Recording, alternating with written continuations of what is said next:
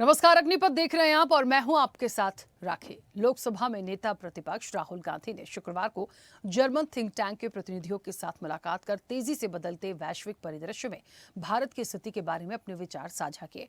राहुल ने कहा कि लोकतंत्र केवल सरकार की एक प्रणाली नहीं है बल्कि जवाबदेही भी है।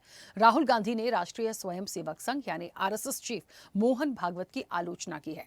राहुल ने कहा कि आरएसएस चीफ खुले तौर पर कह रहे हैं कि सच्चाई का कोई महत्व नहीं है, शक्ति महत्वपूर्ण है और यही उनमें और हम में अंतर है। हमारी पूरी संस्कृति सत्य पर आधारित है। आप किसी भी धर्म को देख लें, मूल रूप से वे यही कहते हैं कि सत्य का पालन करो।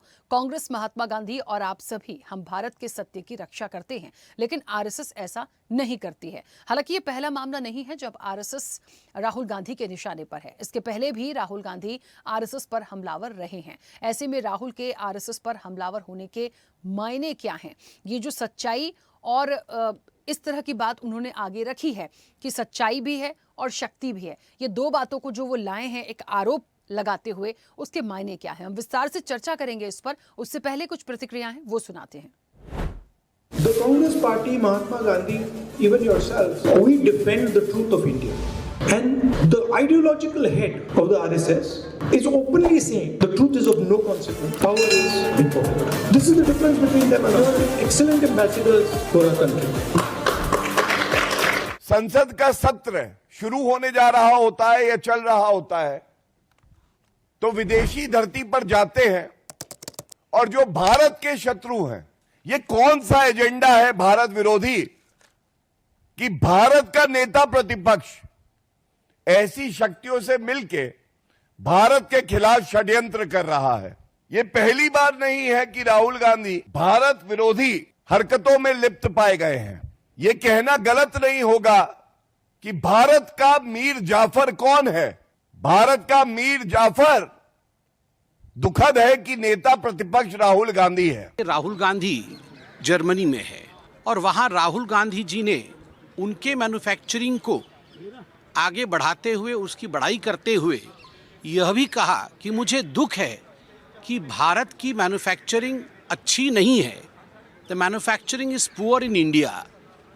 अब देखिए, बार बार राहुल गांधी जी का इस प्रकार विदेश जाना और विदेश की भूमि से भारत को अपमानित करना और भारत के विरोध में बोलना कहीं न कहीं दिखाता है कि राहुल गांधी और कांग्रेस पार्टी के मन में किस प्रकार की भावना भारतवर्ष को लेकर है। देखिए, बहुत ही गैर जिम्मेदाराना बात कांग्रेस के नेता करते आए हैं। उन्हें विकास के कोई भी यदि आयाम स्थापित होते हैं तो पेट में दर्द होता है। राहुल गांधी जी हर समय विदेशी ताकतों से हाथ मिलाकर इस देश को कमज़ोर करने की कोशिश करते हैं। वो हर समय हिंदुस्तान के खिलाफ रहने वाली विदेशी ताकतों को मजबूत करने में लगे रहते। कहीं ना कहीं भारतीय होने के कारण और विपक्ष के नेता होने के कारण ये सम्मान पा रहे हैं और आप वहाँ जाकर हिंदुस्तान की बुराई करते हैं, वहाँ जाकर हिंदुस्तान के सम्मान को ठेस पहुँचाते हैं। विदेश में जाकर उन ताकतों को मजबूत करने की कोशिश करते हैं जो इस देश को कमज़ोर करना चाहती है। ये तो देशद्रोह है। अब देखिए भाई, हम तो कभी जर्मनी गए नहीं हैं, मगर ये बात तो राहुल गांधी जी यहाँ रह के भी कह सकते थे। इसमें तो कोई ऐसी बड़ी बात नहीं है। चलिए, तो राहुल मानते नहीं, आरएसएस को छोड़ते नहीं। पहली बार नहीं है जब उनको जहां से कुछ बात मिली या ऐसी कोई बात उनके संज्ञान में आई या उन्होंने कहीं भी देश के परिप्रेक्ष्य में कुछ ऐसी अपनी महत्वपूर्ण बातों को रखा तो वो आरएसएस को लेके हमेशा बोले हैं। ऐसा नहीं कि पहली बार बोल रहे हैं।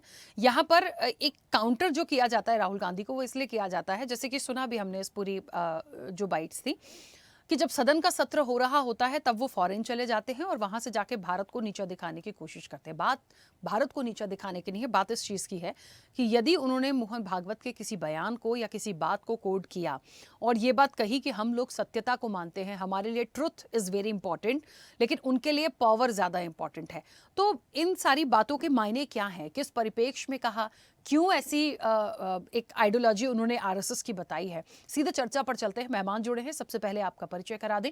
भारतीय जनता पार्टी का पक्ष रखेंगे अनिल गोयल, से कुछ देर में हमारे साथ जुड़ेंगे, उनका स्वागत है। कांग्रेस का पक्ष रखेंगे राजेश कुमार दुबे। राजेश जी, आपका भी बहुत स्वागत है। और आरएसएस विचारक है दिनेश उपाध्याय। दिनेश जी, आपका भी बहुत स्वागत है।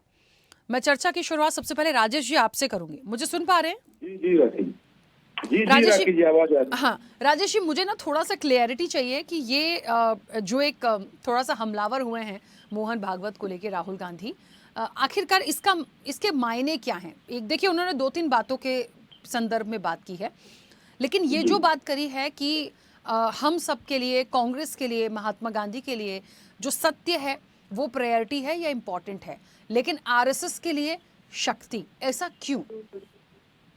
देखिए, ये आदरणीय राहुल गांधी जी ने नहीं कहा, बल्कि स्वतः मोहन भागवत जी ने ये कहा, अपने मुंह से कहा कि दुनिया सत्य को नहीं मानती बल्कि शक्ति को सलाम करती है। यह अभिप्राय उनका कहने का है। जबकि हमारी भारतीय संस्कृति, भारतीय समाज की जो चेतना है और भारतीय का जो है और जो गांधीवाद है, कांग्रेस की जो रीति नीति है वह सत्य पर आधारित है। हमारे गीता के भी अगर आप गीता के भी मुख्य विचार को देखेंगे तो जो उपदेश भगवान श्री कृष्ण ने दिया है उसका अभिप्राय भी यही है। और भारत के आप जिस भी स्थल पर जाएंगे वहां पाएंगे सत्यमेव जयते। हमारे स्तंभ चतुर्थ में न्यायपालिका को सर्वोपरि मानते हुए आप देखेंगे कि हर न्यायपालिका के हर न्यायालय में सत्यमेव जयते का स्लोगन लिखा रहता है। तो हमारे भारत का जो मुख्य स्लोगन है वह सत्यमेव जयते का है। और यह सत्यमेव जयते हमें गीता से, उपनिषदों से और जो भारतीय परंपरा, भारतीय संस्कृति है उससे हमें यह हाथी जो है धरोहर के रूप में मिली। और जिस सत्य के प्रयोग के आधार पर जिन अंग्रेजों के शासन में सूरज नहीं डूबता था, उन अंग्रेजों को सत्य के रास्ते पर चलते हुए हमारे महान नेता आदरणीय महात्मा गांधी के नेतृत्व में कांग्रेस पार्टी ने और जो है स्वतंत्रता आंदोलन के दीवानों के साथ मिलकर के अंग्रेजों की हुकूमत को भारत से उखाड़ के फेंका। तो शक्ति जो है हम सत्य के रास्ते पर चल करके अर्जित करते हैं और उस शक्ति को हमने पराजित किया जिसका बोलबाला पूरे दुनिया में था। और जिन ब्रिटानिया हुकूमत के शासन में सूरज नहीं डूबता था, उस ब्रिटानिया हुकूमत को भी हमने, कांग्रेस पार्टी ने महात्मा गांधी के सत्य के सिद्धांत पर और भारतीयता के सत्य के सिद्धांत पर चलते हुए हमने यह आजादी हासिल किया है। और भारतीय संविधान की मूल जो अवधारणा है, जो भारत के लोगों को शक्ति प्रदान करता है, उसमें भी यही व्यवस्था है कि सत्यमेव जयते। और उनके लिए शक्ति है।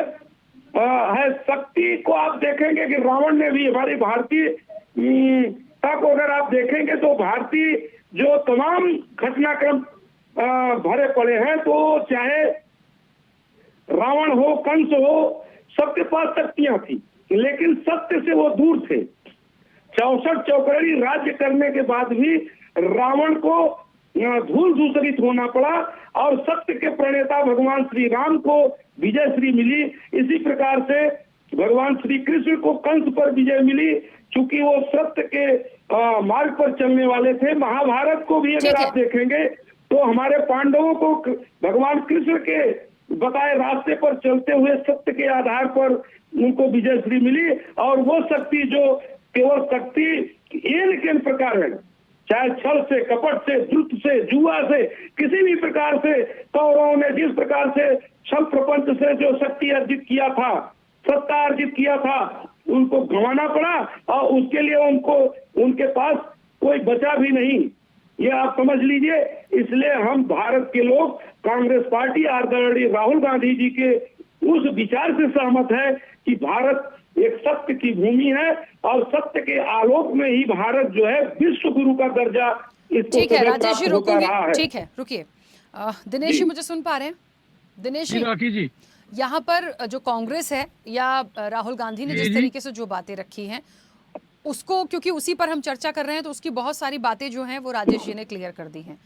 मोहन भागवत को ऐसा क्यों लगा सर, क्योंकि आज का मूल चर्चा ये, तो मुझे पूछना पड़ेगा, उन्हें ऐसा क्यों लगता है कि सत्य महत्वपूर्ण नहीं या सच्चाई का महत्व नहीं है लेकिन शक्ति का महत्व है? ऐसा क्यों? परम पूजनीय मोहन भागवत जी ने जो कहा है पूरी तरह से सत्य है। इस राष्ट्र के कुछ लोगों को परमपिता परमेश्वर सद्बुद्धि दे, शक्ति दे, जो रविशेष कर से राजनीतिक क्षेत्र में कार्य कर रहे हैं।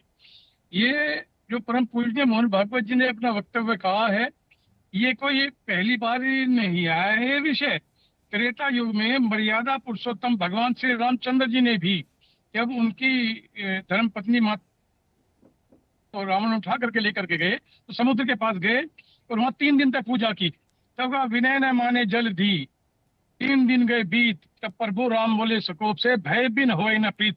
तब उन्होंने कहा समुद्र को कि मेरे साथ ये दुर्घटना हुई है, मुझे रास्ता दो। उन्होंने नहीं दिया, तो जब उन्हें धनुष के ऊपर एक तीर सजाया कि मैं तुम्हारा जल सारा सुखा दूंगा, तब वो हाथ जोड़ करके बाहर आए। सत्ता, सत्य और शक्ति, इन तीनों की आवश्यकता है।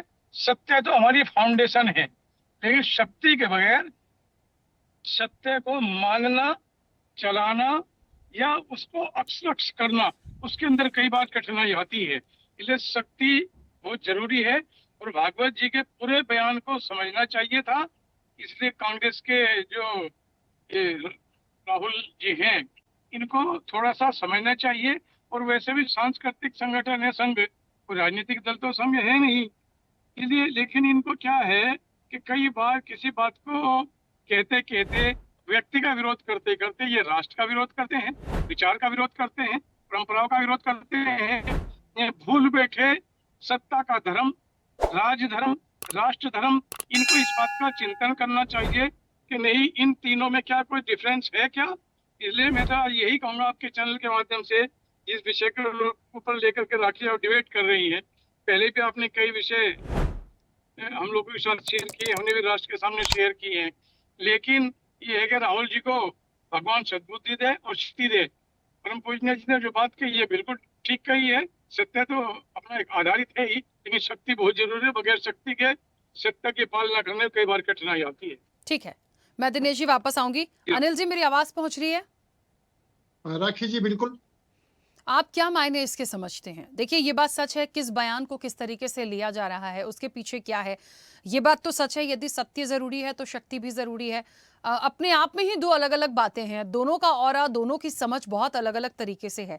लेकिन जो बयान उन्होंने दिया कि भाई सच्चाई का उतना महत्व नहीं है लेकिन शक्ति का है, तो शायद यदि सच्चाई का भी महत्व कह दिया जाता तो ये चर्चा नहीं हो रही होती। हालांकि ठीक है, दिनेश जी ने बहुत सारी चीजों को रखा, आप कैसे देखते हैं? राखी जी, तर्क के को कुतर्क में बदलना, आधा सच बोलना झूठ से भी ज्यादा खतरनाक है। माननीय मोहन भागवत जी ने कभी भी सत्य को कम नहीं माना, लेकिन सही बात यह है कि शक्तिशाली व्यक्ति की ही बात सुनी जाती है। जो शक्तिशाली व्यक्ति नहीं, उसकी कौन सुनता है, क्या सच बोल रहा है क्या झूठ बोल रहा है, उसकी सुनी नहीं जाती। आज हमारे आज के परिप्रेक्ष्य में जो देखा जाए तो उसके अंदर हमें अपनी सत्य बात को रखने के लिए भी शक्तिशाली होना जरूरी है। हम शक्तिशाली हैं तो हमारी बात सुनी जाएगी, हम कमजोर हैं तो हमारी बात सुनी नहीं जाएगी। जैसे दिनेश जी ने कहा, बड़ा स्पष्ट कहा कि समुद्र के आगे जब हाथ जोड़ते रहे तो समुद्र ने नहीं सुना, जब उसको शक्ति का प्रदर्शन करा तो वह हाथ जोड़ करके बाहर आ गया। तो आप ये बात माने कि सत्य को से भी अगर जोर से झूठ ज्यादा जोर से बोलने लगा, सत्य 2 आदमी बोलने लगे, 100 आदमी झूठ बोलने लगे, ज्यादा तेज तेज बोलने लगे, तो सत्य की आवाज दब जाती है। सत्य की आवाज ना दबे, सत्य बात अपनी मजबूती के साथ रखी जा सके, उसके लिए शक्ति अनिवार्य है। और जिस तरीके से मेरे माननीय विपक्ष के सदस्य ने और माननीय राहुल गांधी जी ने जिस तर्क को कुतर्क में बदला, जिस तर्क को कुतर्क के तरीके से पेश किया, उससे सीधी तौर पर देश की जनता ये कह रही है कि राहुल गांधी को देश की समस्याओं से कोई मतलब नहीं है, राहुल गांधी को आम आदमी की समस्या से कोई मतलब नहीं है। राहुल गांधी को सिर्फ माननीय नरेंद्र मोदी जी का विरोध करना, भारतीय जनता पार्टी का विरोध करना, आरएसएस का विरोध करना, माननीय मोहन भागवत जी का विरोध करना, यही राजनीति सिमट कर रह गई, विरोध की राजनीति सिमट कर रह गई है, जिसको नकारात्मक राजनीति कहते हैं। सकारात्मक राजनीति नहीं है। देश की जनता के हितों के मुद्दे को उठाओ, देश की जनता के हितों के मुद्दों को से बात करो, उनके काम की बात करो, लेकिन नहीं, देश की जनता से कोई मतलब नहीं है। दूसरी एक और बात है, ये बात कह के भाग जाना, बात कह के विदेश चले जाना, संसद में सगुवत छोड़कर संसद का वॉकआउट कर देना, संसद में क्वेश्चन पूछ करके और आंसर सुने बिना बाहर निकल जाना, ये एक मजबूत समझदार विपक्ष का काम नहीं है। ये बिखरे हुए और कम सोच के विपक्ष का काम है। वो बिखाव रहे हैं, उनके पास कोई नीति नहीं है, पॉलिसी नहीं है, किस आधार पर देश का नेतृत्व करना है। माननीय विपक्षी दल के सांसद, माननीय विपक्षी दल का नेता को भी एक मंत्री का दर्जा प्राप्त होता है, उसकी बात भी पूरे विश्व में और देश में सुनी जाती है, बशर्ते उस बात में गंभीरता हो, उस बात में सच्चाई हो, वो बात देश हित में हो, ना कि वो बात सिर्फ परिवार हित में हो, पर्सनल हित में हो, पार्टी के हित में हो। ये नहीं है और इसका खमियाजा उनको उठाना पड़ रहा है। माननीय मोहन भागवत जी ने कभी भी कहीं ये नहीं कहा कि शक्ति सत्य के ऊपर है।